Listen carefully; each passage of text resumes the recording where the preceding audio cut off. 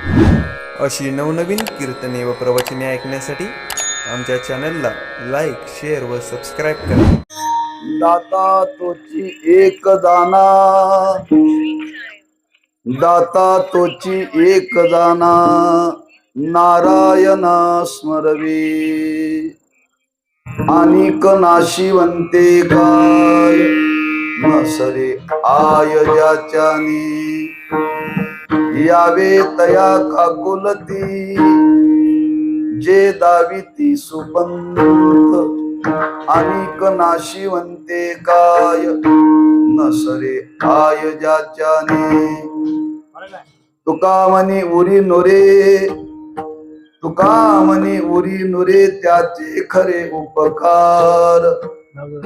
अनिक नाशिवंते काय नसरे आय ज्याच्याने.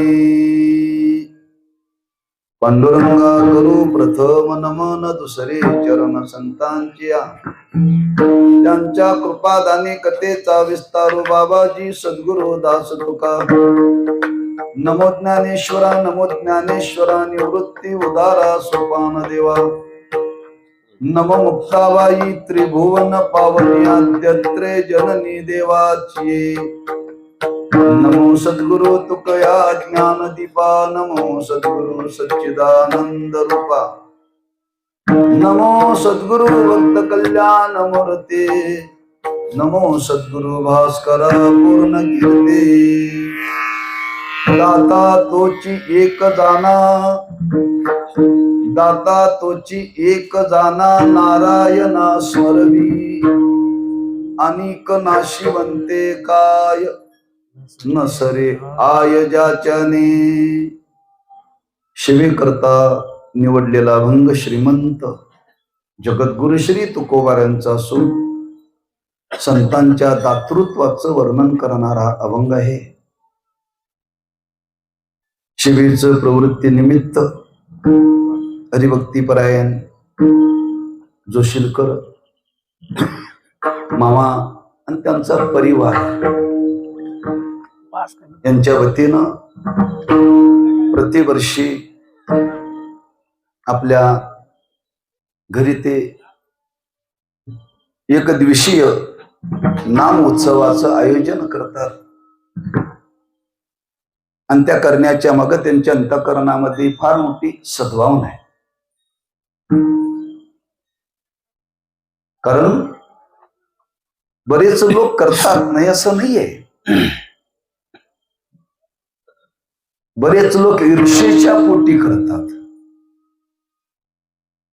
बरेच लोक लोकांना दाखवण्याकरता करतात बरं.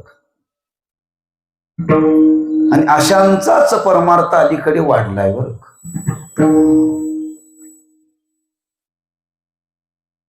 पण ज्याने हा कार्यक्रम आयोजित केलेला आहे त्यांच्या मागे फार मोठी सद्भावना आहे, अतिशय सद्भावना आहे. का अतिशय भावनिक त्यांचं जीवन आहे बरं, अतिशय. आणि भाव संपन्नतेने हा प्रतिवर्षी आपल्या घरी वैष्णव यावेत, नामचिंतन घडावं, भगवत कथा घडावी, यथाशक्ती काय दान धर्म करावा, या पवित्र भावनेनं त्या कार्यक्रमाचं आयोजन ते करतात. या वर्षी योगायोगाने पुरुषोत्तम मास आलेला आहे बरं.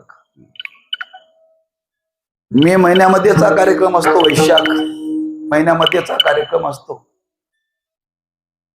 पण या कार्यक्रमाला यावर्षी एक विशेष महत्व असं प्राप्त झालं की पुरुषोत्तम मासामध्ये हा कार्यक्रम त्यांनी हा घेतलेला आहे. आणि अशा ह्या प्रतिवर्षीच्या एक दिवसीय नामोत्सवाच्या संबंधाने हा सेवेचा योग आहे. आणि त्या संबंधाने काही चिंतन घडावं म्हणून संतांच्या दातृत्वाचं चिंतन करणारा अभंग निवडलेला आहे. थोडासा जाणीवपूर्वक निवडलेला आहे, कारण पुरुषोत्तम मास आहे. आणि या पुरुषोत्तम मासाचं महत्व सांगत असताना या पुरुषोत्तम मासामध्ये दानाला फार महत्व आहे. दानाला फार महत्व आहे. प्रत्येकाने या मासामध्ये, या महिन्यामध्ये यथाशक्ती दान करावं असं शास्त्राचं म्हणणं आहे. इदन्न मम, बरं का. हा, शास्त्रांनी वर्णन केलेलं आहे. आणि ते दान करण्याचा एक त्याचा या मासाचा विशेष भाव प्रगट केलेला आहे. या पुरुषोत्तम मासाला अधिक महिना म्हणतात. अधिकशे अधिकम फलम. या मासामध्ये दान केल्यानंतर जे तुम्ही दान कराल त्याच्या दुप्पट फल मिळतं, बरं का. दुप्पट फल मिळतं. काल आमच्या निवृत्ती महाराजांनी सांगितलं, आम्ही काल बेळगावला 12 तास नाम जप केला, बरं का, या पुरुषोत्तम मासाच्या निमित्ताने. पण 12 तास केला ते म्हणजे 24 तासाचं फल मिळालं, बरं का. काय 24 तासाचं पुण्य मिळालं. 12 तासच आम्ही केला पण 24 तासाचं पुण्य मिळालं. कारण या महिन्यामध्ये तुम्ही जे काही कराल ते दुप्पट मिळतं. हा, पाप केलं तरी दुप्पटच होतं या महिन्यात, बरं का. या महिन्यात जर तुम्ही पाप केला ना ते दुप्पट होतं. या महिन्यात कमीत कमी पाप तरी करू नका. आता यांच्या गावालाच उद्या गोंधळ आहे, गोंधळ शिनोळीला म्हणून. सगळ्यांची लग्न झाली की गोंधळ म्हणाली. ते म्हणले नॉनव्हेजचा गोंधळ आहे.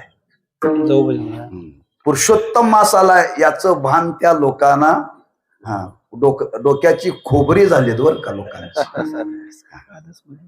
अरे कधी काय करावं याचं भान नाही. अरे माणूस म्हणून आपण जीवन जगतोय याचं तरी भान ठेवा ना. हा, करायचंय ना. पुढचा ज्येष्ठ महिना तुम्हाला रिकामाच आहे ना. हा, महिनाभर गोंधळ झाला ना. पण सांगणार कोण आणि ऐकणार कोण? सांगण्याचं तात्पर्य हा अधिक मास, पुरुषोत्तम मासाचं हे अनन्य साधारण असं दानाचं महत्व सांगितलेलं आहे. मग दानाचं महत्व सांगितलेलं आहे. कुणी म्हणेल दान कोणी करावं? असलेल्या लोकांनी करावं का नसलेल्या लोकांनी दान करावं? दान केलंच पाहिजे का? नाही केलं तर चालणार नाही का? अशा शंकेला कुठं वाव येऊ नये याच्याकरता अशांचं जीवन आपल्या समोर ठेवलेलं आहे. ज्यांच्या जीवनामध्ये काही कर्तव्य शिल्लक राहिलेले नाही अशी मंडळी जर जगा करतात, दान करतात, तर मनुष्याच्या जीवनामध्ये दान करणं हे कर्तव्य आहे, लक्षात ठेवा. ज्यांच्या जीवनामध्ये काही कर्तव्य राहिलेलं नाही अशी मंडळी दान करण्याकरता या भूतलावरती आली. येते उपकारा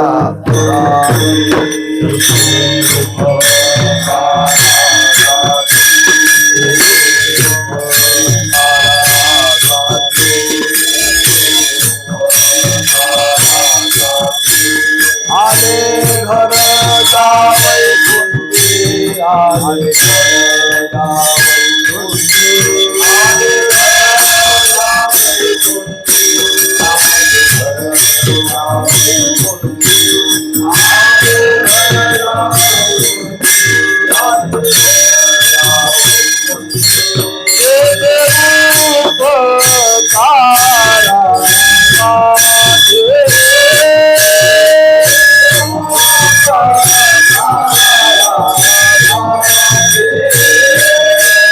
देव उपकारा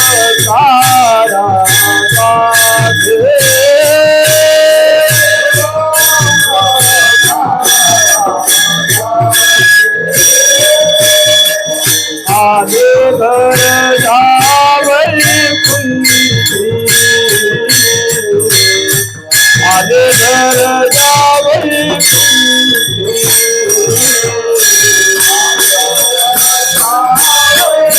कुंडी,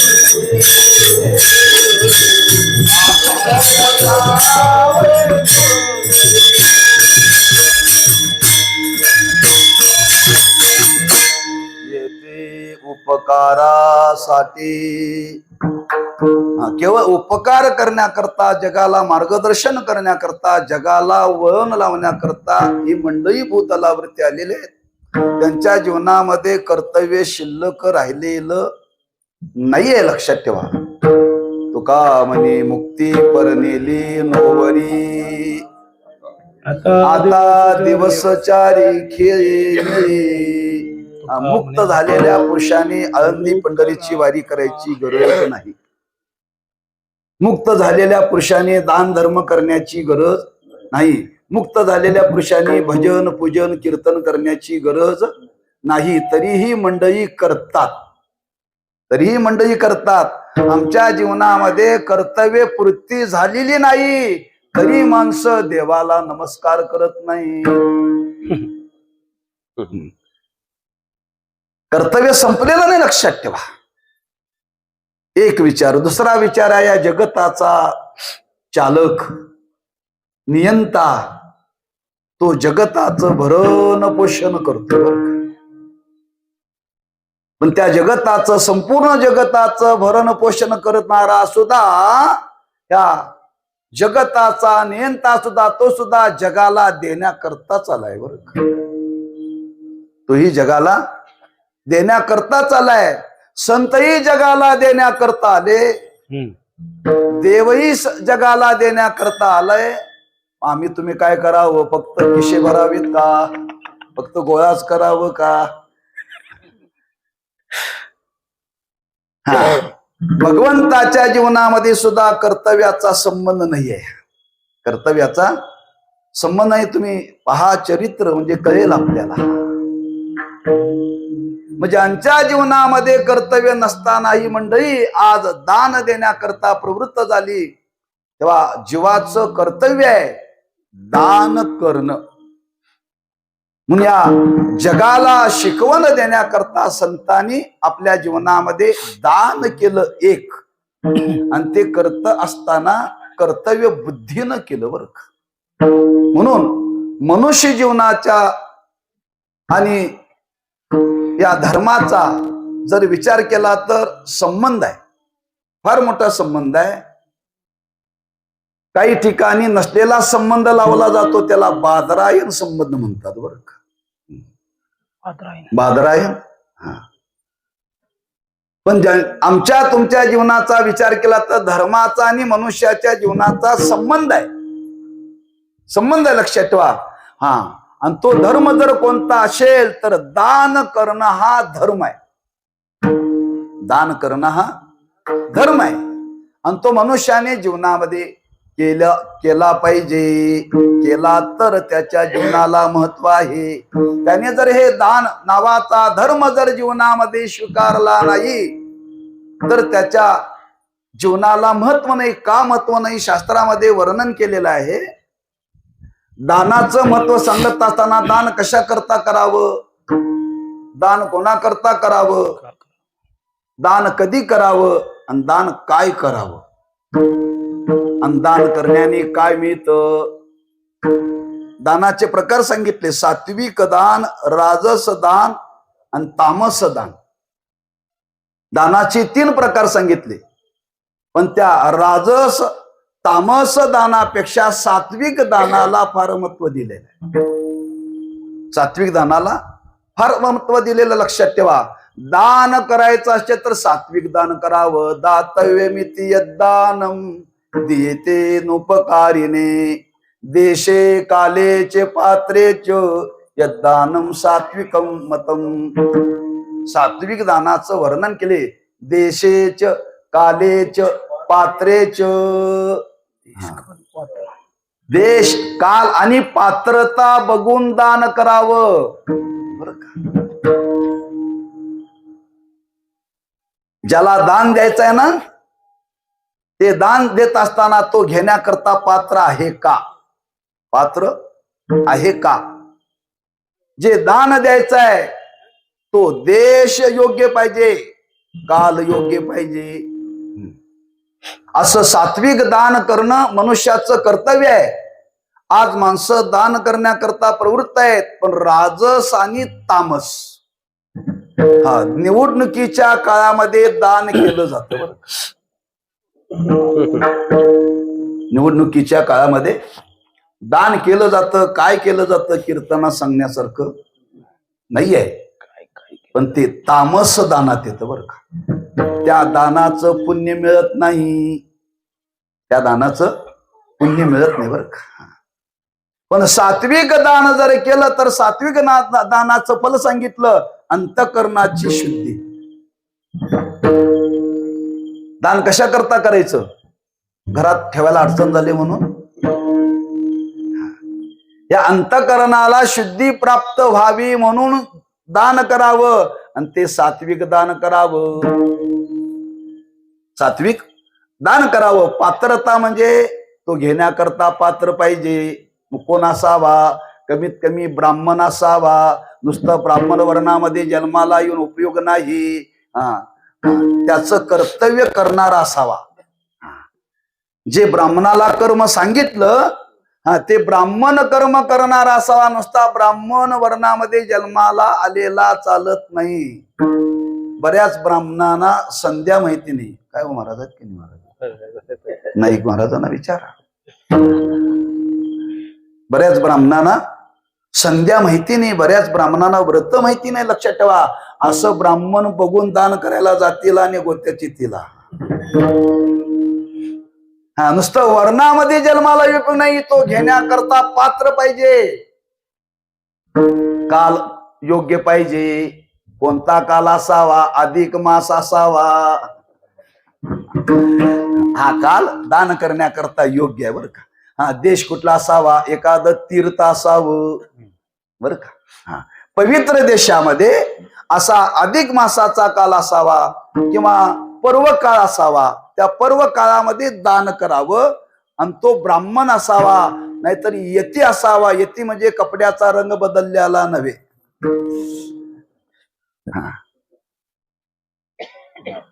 धनाला स्पर्श न करणारा असावा, त्यालाही दान करावं. आणि त्याच्या पुढे वर्णन केले, गुरुला दान करावं, पण गुरुच्या योग्यतेला असावा. गुरु करणारा असू नये. त्या बऱ्याच गुरुंना किती दिलं तरी संतोष, समाधान नाही बरं का. समाधान लक्षात ठेवा. म्हणून पात्रता सांगितली. नव्या नव्या शास्त्रामध्ये असं वर्णन केलेलं आहे. दात्याकरता शास्त्रामध्ये विचार सांगितला. अशा लक्षणाने संपन्न जर आपल्याला दाता भेटला आणि आपण जर त्याला दान देण्याकरता जर प्रवृत्त झालो, तर समजावं आपलं अनेक जन्माचं पुण्य उदयाला आलंय. दान करण्याची संधी मिळणं म्हणजे पुण्य. लक्षात ठेवा, असे भेटत नाही ना. काय असा भेटावा आणि आपण दिलेलं त्यानं स्वीकारावं. समजावं त्या घेणाऱ्याचे देणाऱ्याने उपकार मानावेत.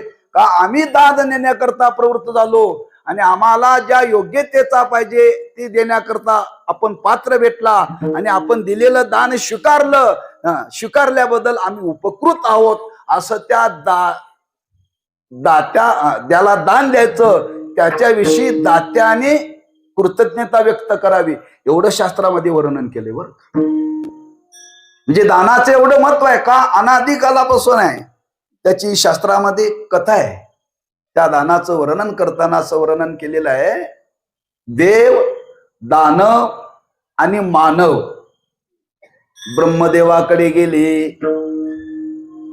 आणि ब्रह्मदेवाला सांगितलं, देवा आम्हाला काहीतरी उपदेश करा.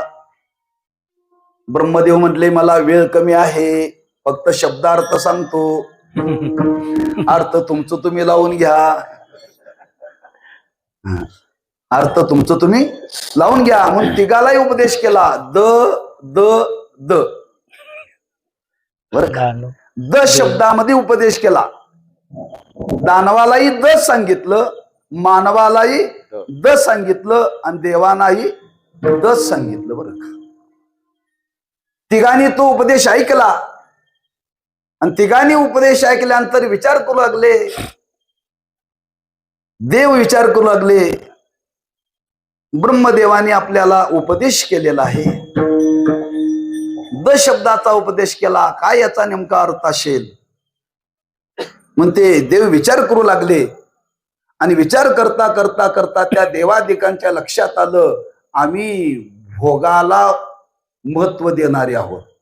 हा, स्वर्गातले देव भोगीवर का, इतके भोगी ब्रह्मलीन रघुनाथ महाराज प्रभणीकर गुरुजी सांगायचे, अट्टल विषयासक्त देव म्हणजे इंद्र. त्यांचा शब्द अट्टल विषयासक्त. हा म्हणजे स्वर्गातले देव सगळे भोगी आहेत, इतके भोगी आहेत ते विषयाला आवरू शकत नाहीत, इंद्रियांना आवरू शकत नाहीत, आसक्ती कमी करू शकत नाहीत. मग त्या देवादिकांनी विचार केला, आमच्या अंतःकरणामध्ये आसक्ती फार आहे विषयाची. तेव्हा बहुतेक ब्रह्मदेवाला सांगायचं आहे, तुम्ही इंद्रियांचं दमन करा तर तुमचं कल्याण होईल. का? हा, इंद्रियाला आवरल्याशिवाय आसक्ती कमी करता येत नाही. म्हणून देवादिकांना द शब्दातून सांगितलं, दमन करा. दानवानी विचार केला, ब्रह्मदेवाने आपल्याला उपदेश केला, काय याचा अर्थ नेमका असेल, आमचा स्वभाव क्रूर आहे. ज्याच्या जीवनात अन्याय नाही अशा चांगल्या माणसालाही आम्ही मारतो. बर का, जे दानव आहेत ना, ते पाप पुण्य बघत नाहीत, धर्माचा विचार करत नाहीत, अन्याय असो न्याय असो, फक्त प्रत्येकाना मारणं एवढा त्यांचा हेतू. बर का, त्या दानवानी विचार केला, खरंच आमची वृत्ती क्रूर आहे, आम्ही विनाकारण आमच्या जीवनामध्ये हिंसा करतो. त्यार्थी ब्रह्मदेवाला सांगायचंय, दया धारण करा तर आमचं बल होईल, म्हणजे कल्याण होईल. म्हणजे दानवानी विचार केला, मानवानी विचार केला.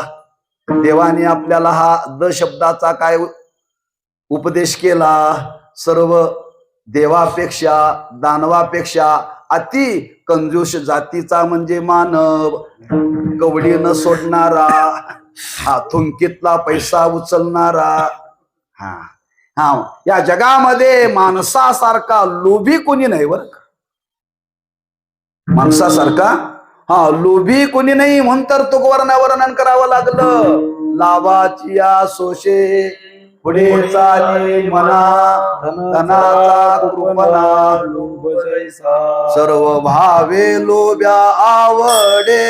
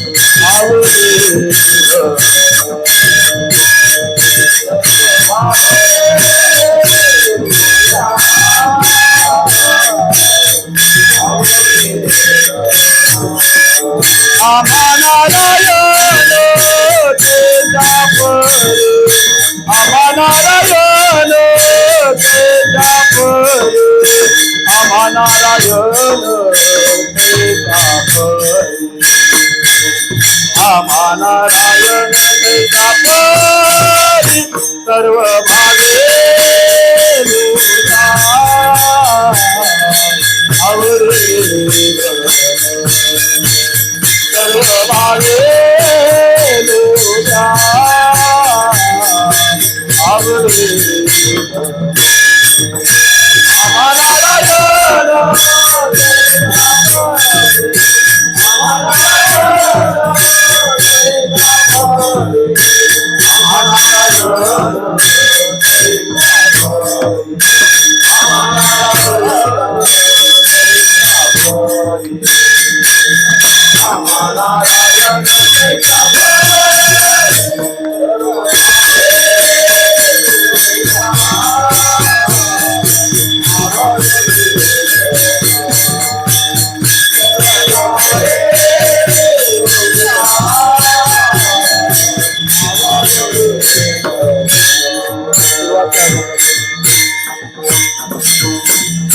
सर्व भावे लोभ्या आवडे हे धन.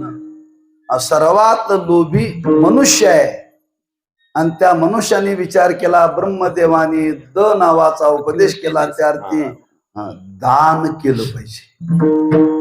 मनुष्याने दान केलं पाहिजे बरं का. म्हणून दान करणं कर्तव्य आहे. मग ते दान कसं करावं? श्रद्धेया देयम, श्रद्धेनं दान करावं. बरेच लोक दान करतात, भीतीच्या पोटी दान करतात. भीतीच्या पोटी दान करतात. माहितीये तुम्हाला? ते तृतीय पंथातले लोक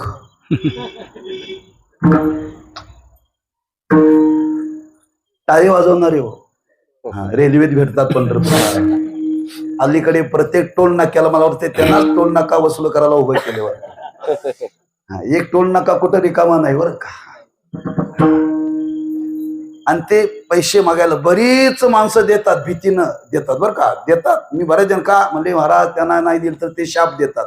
अरे त्यांना शापानं हे जीवन प्राप्त झाले, त्यांच्या शापानं तुम्हाला काय परिणाम होणार आहे? भीतीपोटी देतात बरं का.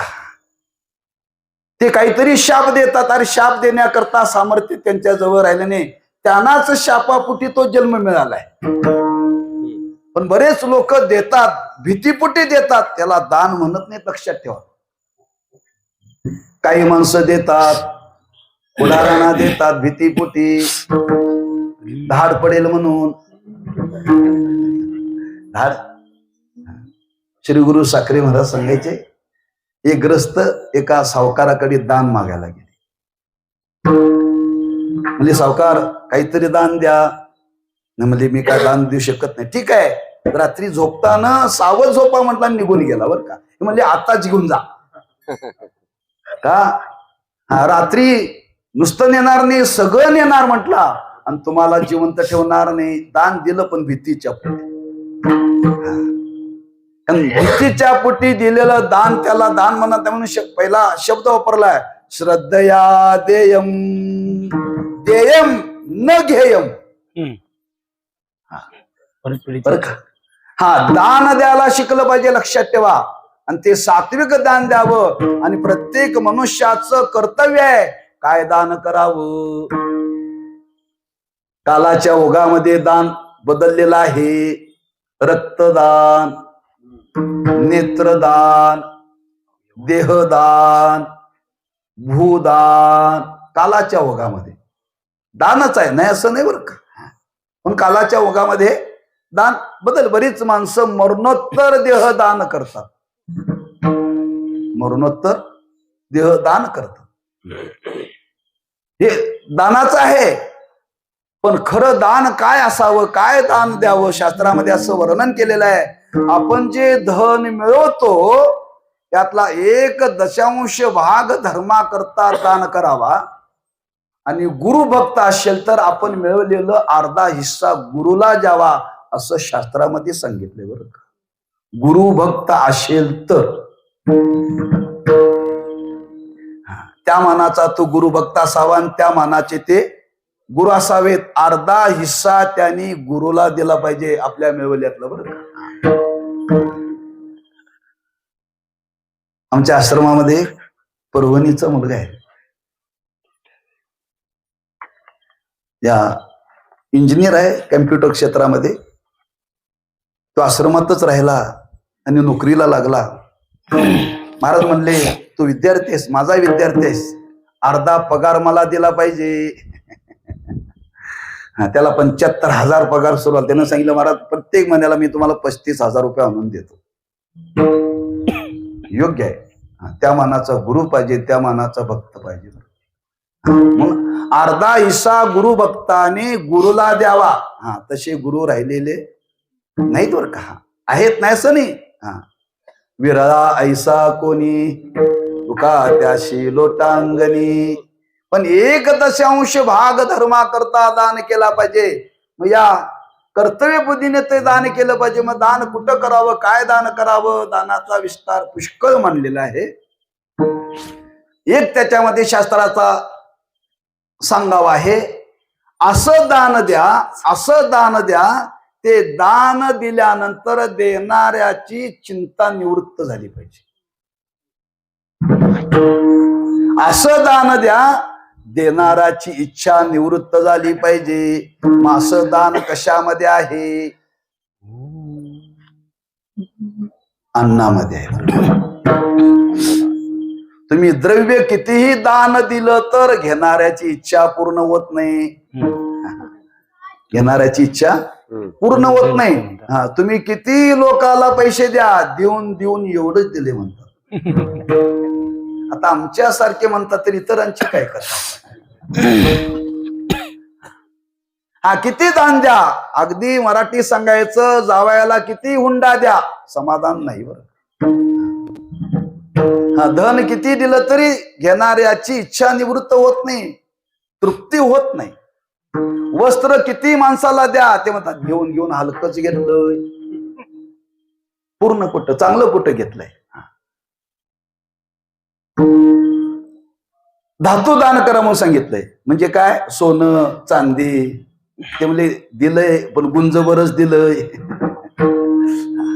म्हणजे काही तुम्ही जरी दान दिलं तरी घेणाऱ्याच्या जीवनामध्ये तृप्ती नाहीये. फक्त एक दान करावं, अन्नदान करावं. का? अन्नदान करण्याने खाणाऱ्याची इच्छा तृप्त होते. खाणाऱ्याच्या मुखातून शब्द येतात. काय शब्द येतात? पुरे पुरे. मग देवाने सांगितलं मी तुम्हाला असंच देईन, आजी देतो पोट भरी,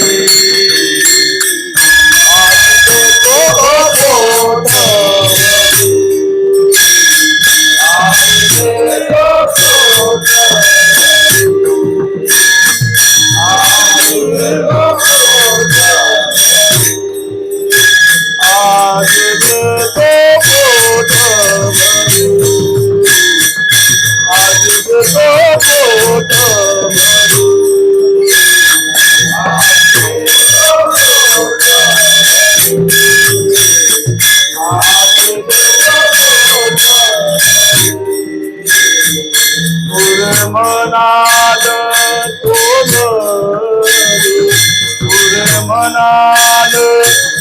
भरी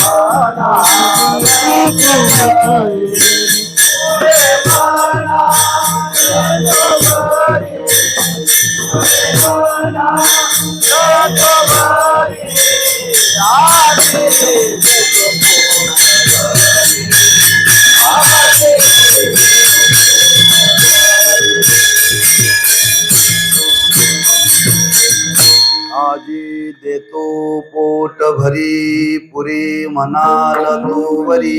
म्हणून शास्त्रामध्ये वर्णन केले, अन्न देत असताना पात्रता बघावी लागत नाही. पात्रता बघावी लागत नाही. तो कुठल्याही जातीचा असो, कुठल्याही वर्णाचा असो, डोळे झाकून खाऊ घालावा. जे खाऊ घाला म्हणून सांगितले ते बरं का. पण वस्त्र देताना विचार करून द्या, धन देताना विचार करून द्या. त्या शास्त्रामध्ये वर्णन केले, ही गोमाता त्या शेतकऱ्याला सांगते, बाबा मला उपाशी मरण्याची वेळ तुझ्या दारात आली तरी चालेल, पण कसायाला देऊ नकोस. कोण सांगते? गोमाता. हा, उपाशी मला मार, मला काही न खाता तुझ्या दारात मरायची वेळ आली तरी चालेल, पण कसायाच्या ताब्यामध्ये देऊ नको.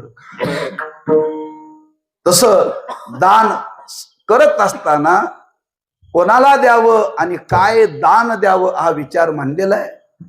आणि त्या मनुष्याच्या जीवनामध्ये कर्तव्याचा विचार मांडलेला आहे. प्रत्येकाने कर्तव्य बुद्धीनं दान करावं. दान करण्याच्या हेतू मागे काय सांगितलं आम्ही आपल्याला? ऐकताय ना कीर्तन? मी इकडच्या बाजूला विचारतो. दान करण्याने अंतकरणाची शुद्धी होते. अंतकरणाची शुद्धी होण्याने काय होतं? कोणी काय म्हणेल, अंतकरणाची शुद्धी होण्याने काय होतं? अंतकरणाची शुद्धी ज्याची झाली, त्याला ज्ञान होतं. ऐत्या ऐती होतं का? अंतकरणाची शुद्धी झाली की त्याला ज्ञान देणारा भेटतोच, त्याला भेटतोच. म्हणून कर्तव्य बुद्धीनं दान करावं, पात्राचा विचार करून दान करावं, देशाचा विचार करून दान करावं, कालाचा विचार करून दान करावं. असं कर्तव्य बुद्धीनं मनुष्याने जीवनामध्ये दान करावं. आणि ते दान करण्याने घेणाऱ्याच्या अंतकरणातली इच्छा निवृत्त व्हावी, किंवा तो तृप्त व्हावा. असं त्या अन्नदानाचं महत्व सांगितलं. आणि त्याच्या पुढं दानाचं महत्व सांगितलं, ज्ञानदानाचं महत्व सांगितलं. ज्ञानदानाचं महत्व सांगितलं. पण ते ज्ञानदान करण्याचं सामर्थ्य आमच्या तुमच्या जवळ का? आपल्यालाच ज्ञानाचा पत्ता नाही. आम्हीच अज्ञानेश्वर. काय ज्ञानेश्वर? दोन ज्ञानेश्वर तू एक म्हणायला उभा आहे, अनेक वाजवायला. आणि काही काय ज्ञात असले तर मला माहिती नाही, परिचयाचे दोघच आहे. आम्ही अज्ञानेश्वर आहोत. ज्ञानाचा पत्ता नाही. आपण जगाला ज्ञान काय देणार? मग ज्ञान कोणी द्यावं? ज्यांच्याकडे आहे. असे जगामध्ये ज्ञान संपन्न कोण आहेत? संत आहेत. पण महाराज म्हणतात, इंडता गवाने गा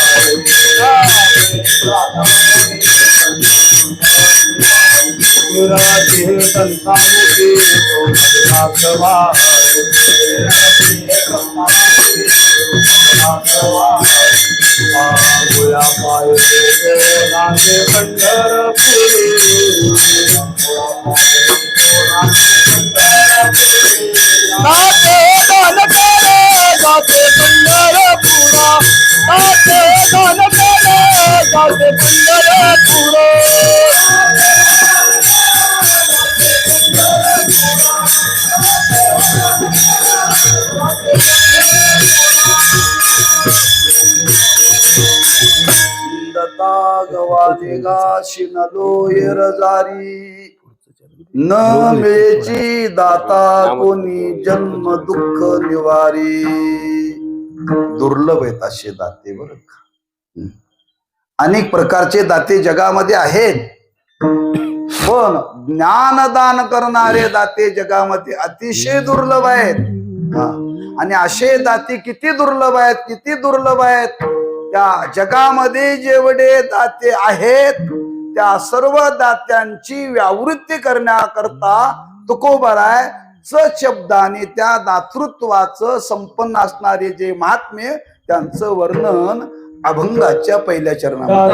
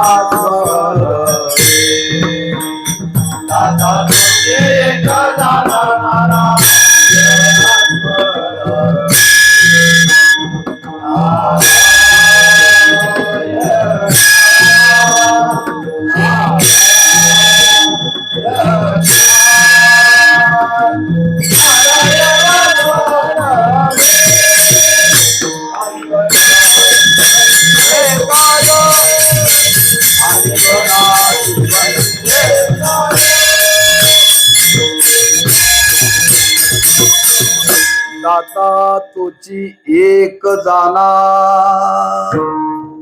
नारायणा स्मरवी. दाता तोची चकार वापरलाय जगामध्ये पुष्कळ. दाते बहुत असती परी तयांची नकळे गती. नाथ महाराजांचं प्रमाण आहे आंधळ्या पांढऱ्यातलं बरं का.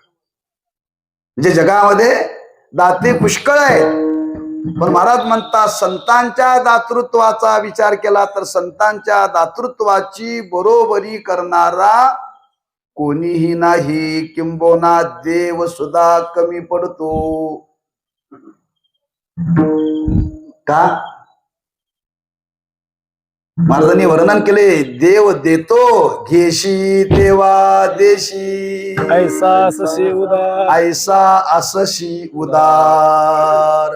तुळशीचं पान ठेवलं तर खाऊचं पान देतोय तो बरं का. सुपारी बारी ठेवली तर लिंबा एवढं देतोय.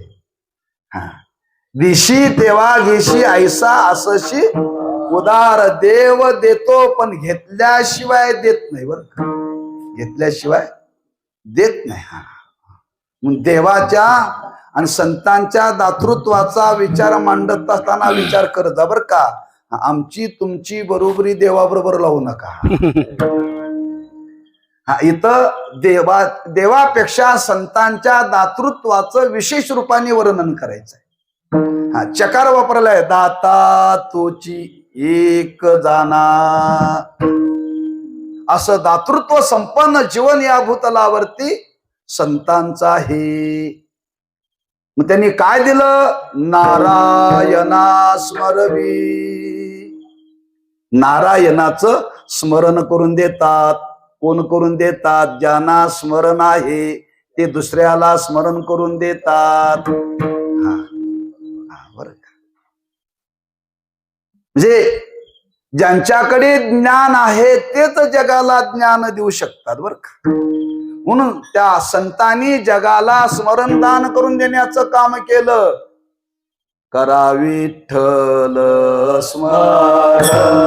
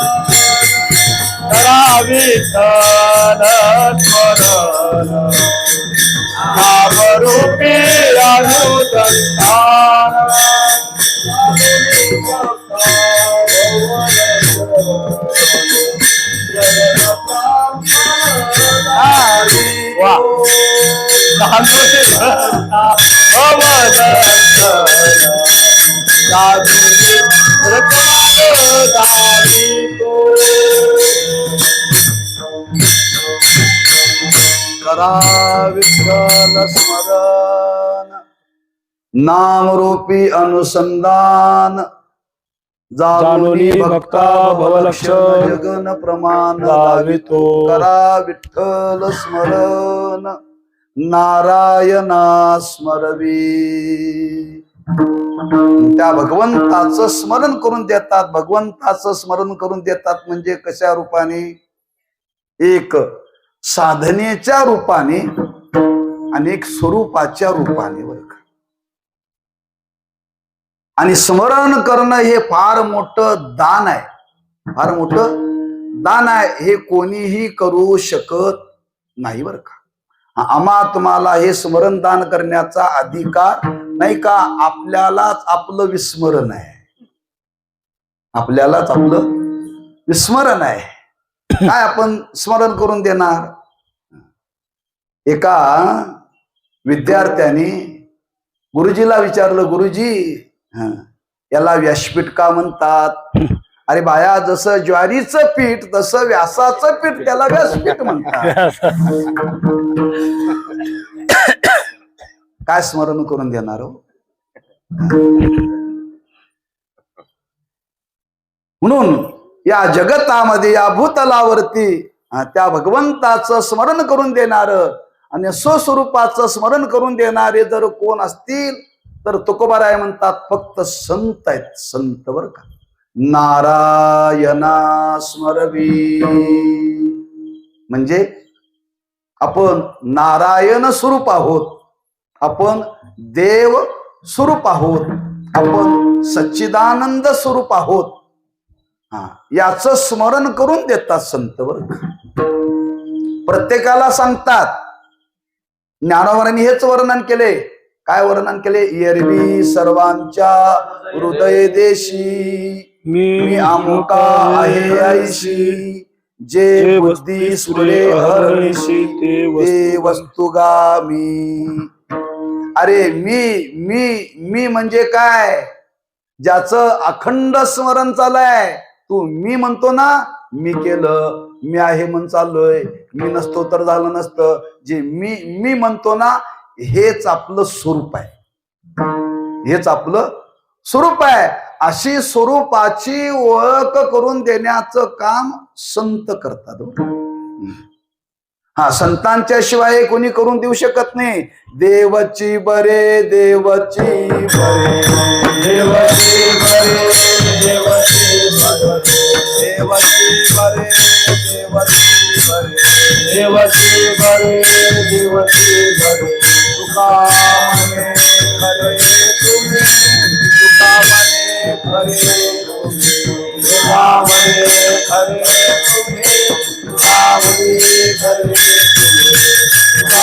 तुका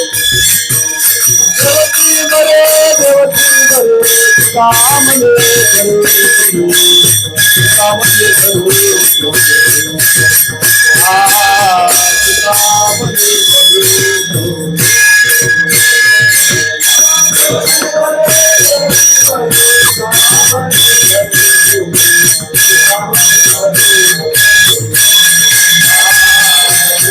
म्हणे खरे तुम्ही,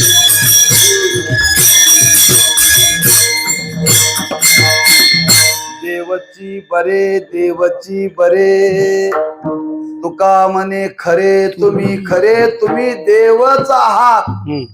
हेच संत आज आम्हा तुम्हाला सांगतात बरं. तुम्ही देव आहात, दुसरं तिसरं कोण तुम्ही नाहीये. म्हणजे आपलं जे स्वरूप आहे, त्या स्वरूपाची ओळख, त्या स्वरूपाचं स्मरण, दान करून देण्याचं काम संत करतात. नारायणा स्मरवी स्मरवी. पुष्कळ ठिकाणी याचा विचार मांडलेला आहे. महाराजांनी वर्णन केले, प्रसिद्ध प्रमाण आहे, सगळ्यांना माहित आहे. अदृश्य दर्शनी संतांची या. असा जो परमात्मा, त्या परमात्म्याचं स्मरण करून देतात. स्मरण करून देतात म्हणजे आम्हा तुम्हाला त्याचं विस्मरण आहे. स्वस्वरूपाचं विस्मरण ज्या जीवाला आहे, त्या जीवाला स्वरूपाची ओळख करून देतात. याला म्हणतात ज्ञान करून देतात. आणि हे ज्ञानदानाचं कार्य या भूतलावरती हे संतच करू शकतात. आणि ह्या दानाची बरोबरी कोणीही करू शकत नाही, कोणी करू शकत नाही. जेवढी जगामध्ये दान करणारी मंडळी आहे, त्यांची यादी एकत्र करा. कोण कोण आहेत त्या भूतलावरती सोडून द्या. वरचे बघा, कल्पतरू आहे, चिंतामणी आहे, परीस आहे. हे दान देतात. पण संत जे दान देतात ते दान देण्याचं सामर्थ्य यांच्या जवळ नाहीये. परीस लोखंडाला सोनं करतो पण परीस करत नाही. चिंतामणी चिंता निवृत्त करतो पण अचिंतनीय असणारा परमात्मा त्याची प्राप्ती करून देत नाही बरं. कल्पतरू कल्पना करल ते देतो, पण कल्पनातीत असणारं जे तत्व त्याचं ओळख करून देत नाही, ज्ञान करून देत नाही. म्हणजे सगळी जरी त्रिभुवनामध्ये दानशूर म्हणून जरी मिरवत असली तरी तुकोबाराय म्हणतात संतांच्या समोर यांची काहीच किंमत नाही बरं. या संता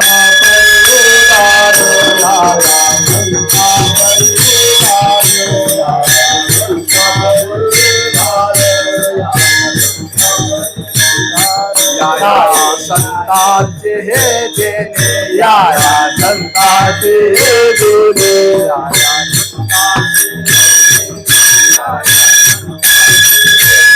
कल्प करून येणे, कल्प करून येणे.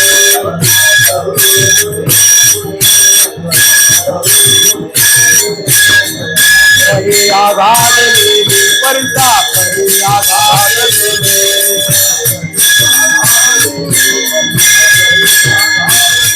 चिंतामणी चेतना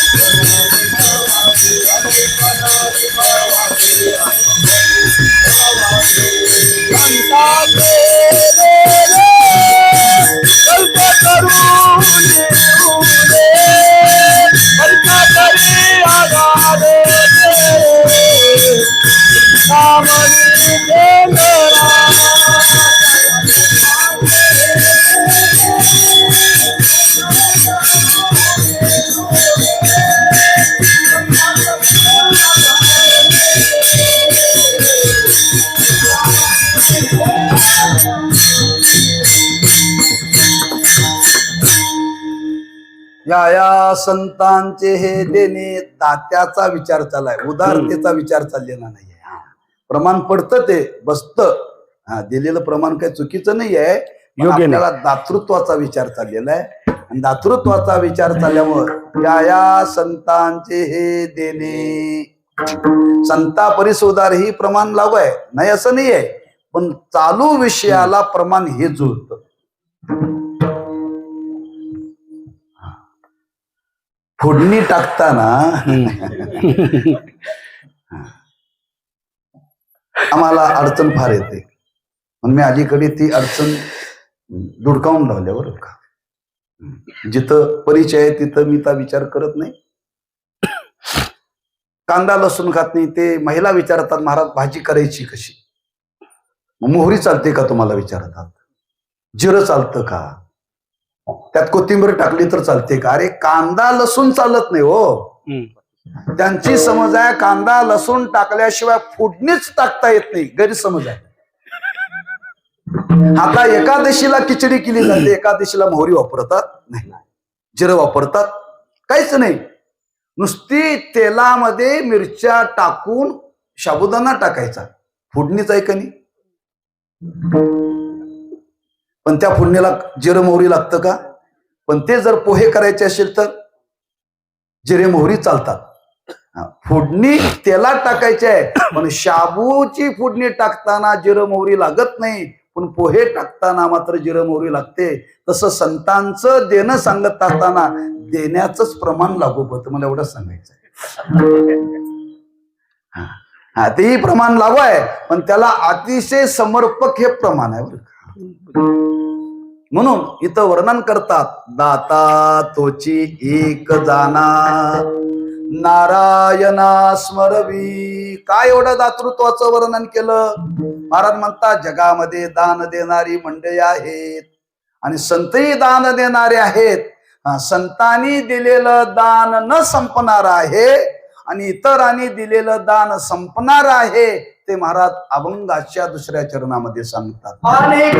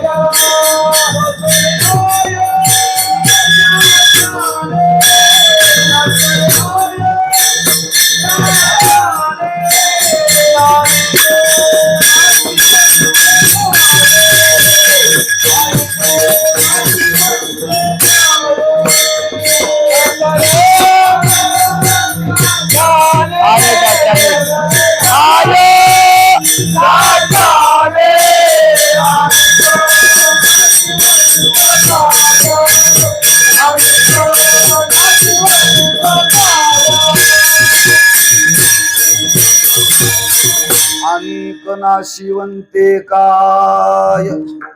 नाश पावणाऱ्या पदार्थाचं दान करणारी या जगामध्ये मंडळी पुष्कळ आहेत. नसरे आय ज्याच्यानी, आय म्हणजे इच्छा. हा नाशिवंत पदार्थाचं दान देण्याने इच्छा कधीही पूर्ण होत नाही, उलट वाढते. उलट वाढते. दानाचं महत्व सांगत असताना तुकोबारांनी वर्णन केले, सालंकृत कन्यादान पृथ्वी दानाते समान. कन्यादान करणाऱ्याला पृथ्वी दान करण्याचं पुण्य मिळतं. किती भाग्य आहे. ज्यांना ज्यांना मुले आहेत त्यांनी लक्षात ठेवा, आपण भाग्यवान आहोत. मी तर फार भाग्यवान आहे. ती दान करण्याची पद्धत सांगितलेली आहे बरं का. नाईक महाराज तुमच्या वाट्याला नाही बरं का.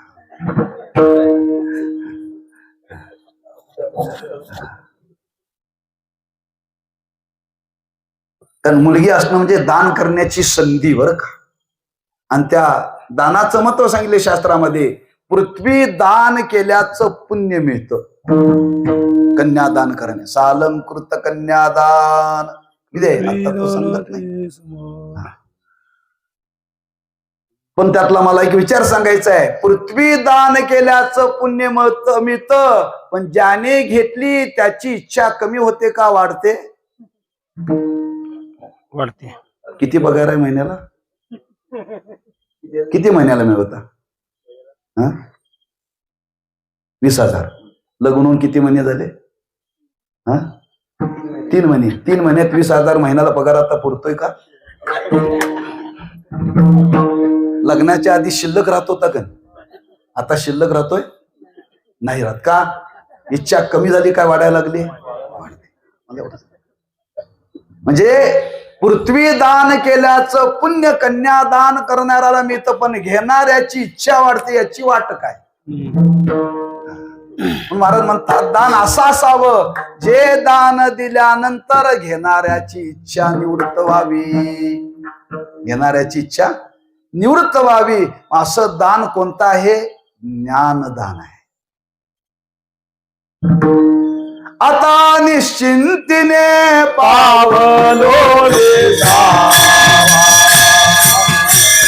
आता निश्चिंतीने पावलो रे जावा, आता निश्चिंतीने पावलो रे जावा,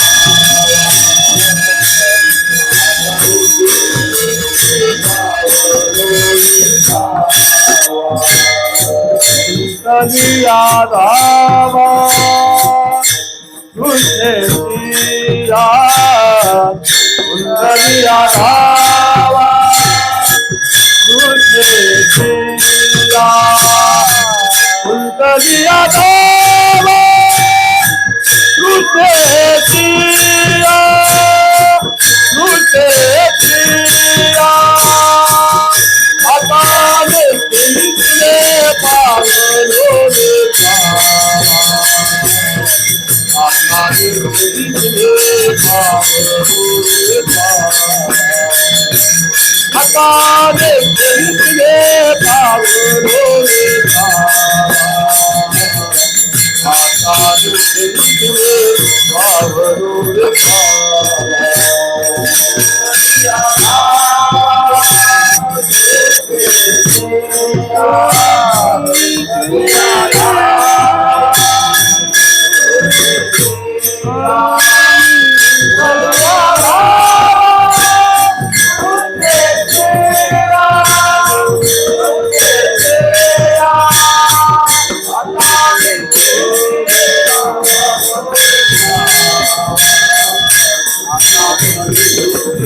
Wow.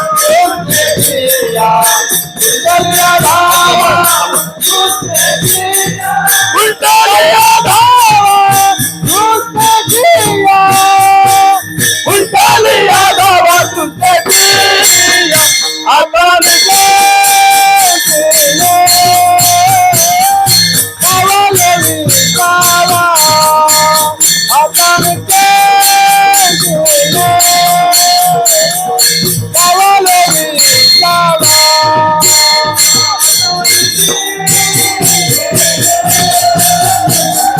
गावाले विसावा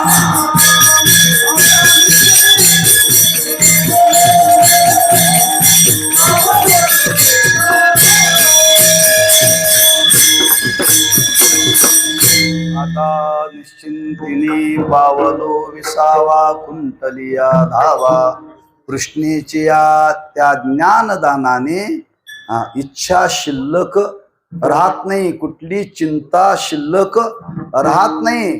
पण जे नाश पावणार दान आहे ते दान देण्याने इच्छा वाढते, दिवसेंदिवस इच्छा वाढते.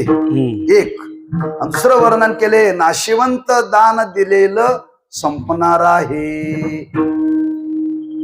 सरे ज्याचे दान कोण त्याचे उपकार. तुम्ही काही द्या ते संपणारच आहे, संपणारच आहे. पण संतांनी जगाला जे दान दिलं ते न संपणार आहे. कल्पाती ही सरे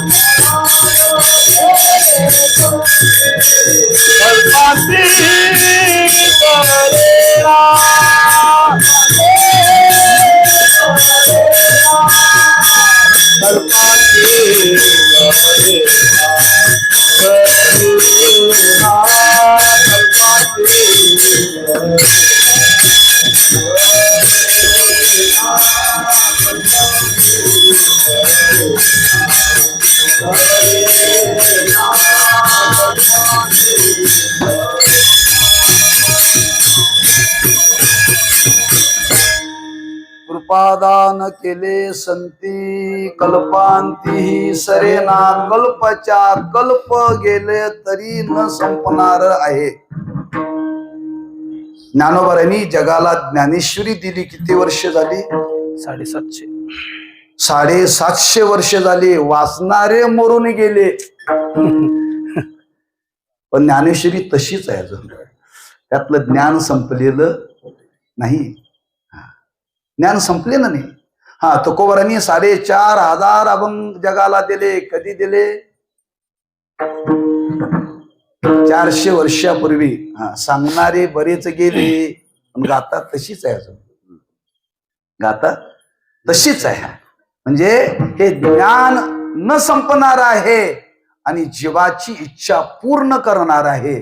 आणि असं दान या जगामध्ये देणारी जर कोण असतील तर तुकोबाराय म्हणतात, संत आहे दाता तोची एक जाना नारायणा स्मरवे अनेक नाशिवंते काय नसरे आय ज्याच्याने. मग आता आम्ही तुम्ही काय करावं? महाराज म्हणतात का नाही, असे दाते तुम्हाला जीवनामध्ये जर भेटले ना त्यांना शरण जा.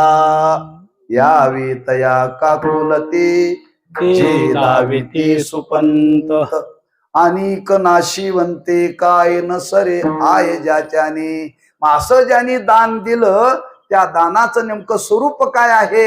महाराज म्हणतात, ज्याला हे दान ज्यांनी दिलं देणाऱ्याच्या जीवनाची अवस्था काय प्राप्त झाली त्याचं वर्णन करतात. तुका म्हणी उरी नुरे त्याचे खरे उपकार अनेक नाशिवंते काय नसरे आय ज्याच्याने. याच ठिकाणी अभंगाचा भावार्थ झाला असं समजून झाले ना नाही समजायचा का वेळ संपलेले. तेव्हा एकदा संप्रदायपूर्वक भजन करू आणि आपण थांबू. विठोबार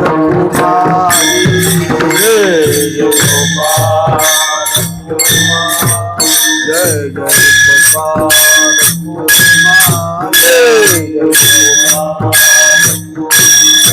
दाता तोची एक दाना नारायणा स्मरवे अनिक नाशिवंते काय नसरे आय ज्याच्यानी यावे तया काकुलती रे धाविती सुपंत तुका म्हणी उरी नुरे त्याचे खरे उपकार अनिक नाशिवंते काय नसरे आय ज्याच्याने वेळीची मर्यादा म्हणे मानशी घेऊन काही विचार मांडलेला आहे. अधिक मासाचं महत्व म्हणे जाणून मी थोडासा दातृत्वावरती भर दिलेला आहे. तो मला मुद्दा मांडायचा होता, तो माझा मुद्दा संपलेला आहे.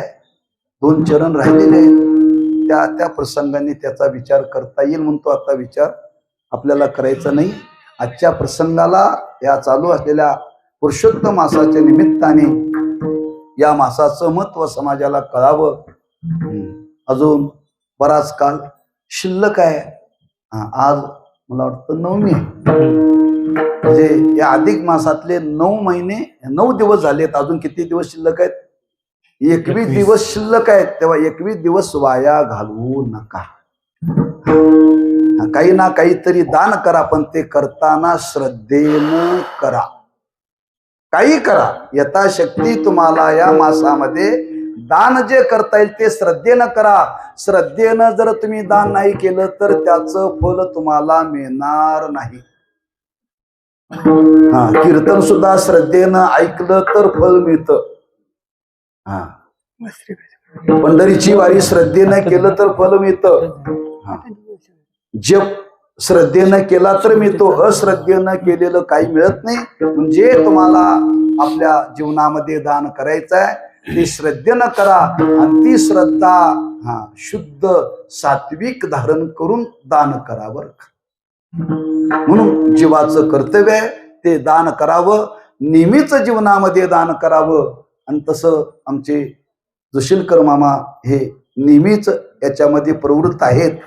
दरवर्षीच ते अन्नदान आणि ज्ञानदान करतात बरं. यावर्षी पुरुषोत्तम मास आहे म्हणून नाही बरं का, ते प्रतिवर्षीच करतात. तेव्हा अशीच सेवा त्यांच्या जीवनामध्ये त्या परिवाराकडून अधिक घडो, अंतकरणाची शुद्धी हो.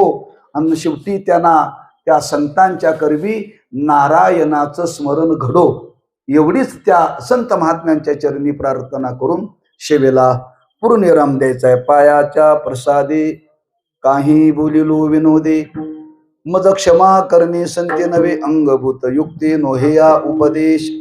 तुमचे बडबडिलो शेष तुमच्या कृपेचे पोसणे, जन्मोजन्मी तुका म्हणे तुकाराम तुकाराम तुकाराम तुकाराम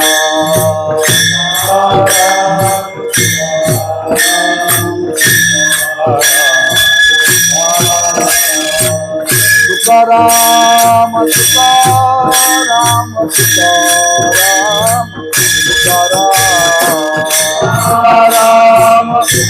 तुकाराम